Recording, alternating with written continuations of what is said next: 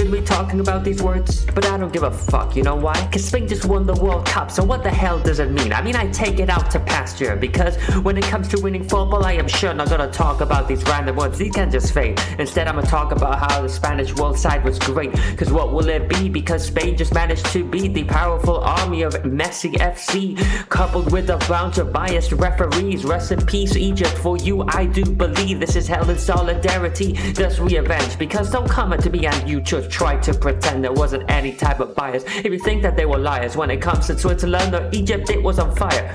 The only type I guess was in England, but it had a mental collapse to the point where I do not know what's going on. You all need to relax. I mean, how can you let the lead go? You were in control, you were winning 1-0 and you instead you decided to fold. Like you had pocket aces and you don't decide to bet. Like, what's going on?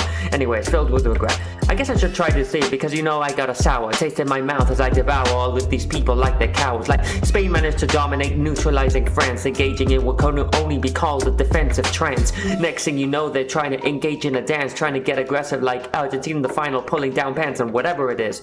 But it doesn't even matter, because when it comes to football, the motherfucking data doesn't lie. Not one single shot on target. Now somebody go back to the Infantino department and tell them, hey, corruption will only a team get so far, but when they reach the final, they better have some proven battle scars, or else it'll just be a boring type of final. Now I know that Infantino's probably there crying in denial, doesn't even matter, because when I freestyle I'm spitting truths like the fact that this guy was freaking vile. More vile than the US, you being a host nation and not letting fans or even referees calm abomination. This should be a humiliation. Who decided? Everyone who did the US should be derided, because as a host nation, I mean, I guess it wasn't the best, because I thought Qatar would be the most corrupt World Cup, and then Donald Trump calls Infantino like he don't give a fuck, trying to get red cards overturned and bragging about it on Twitter. Honestly, those people behind the decision belong in the shitter, but what can I say? I mean, I don't control the billions of dollars, and even if I did, they probably would just holler in laughter. They start to howl, and next thing you know, this is what happens, cause I'm about to growl, and don't get me started on the inflated ticket prices. Unfortunately, I do not know whether to engage in the type of devices that they are engaging in, because I've been 2 minutes in and I cannot even begin to list that or listen. I could go from start to finish, but I do not know whether to be quite explicit, cause maybe I'ma be hounded for all my lyrics. What will it be? I mean, I try to go back to the words and it gives me forestry.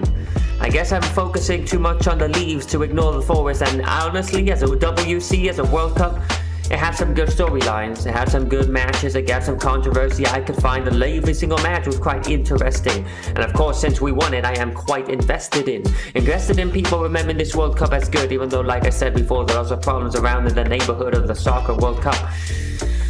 But now I guess we need to wait till 2030 where no one gives up, because it will be held back in Spain, Morocco and Portugal too, and hopefully they can explain to the US what it is. I mean, don't make no mistake. Oh my god, I didn't even talk about the controversy of the hydration break.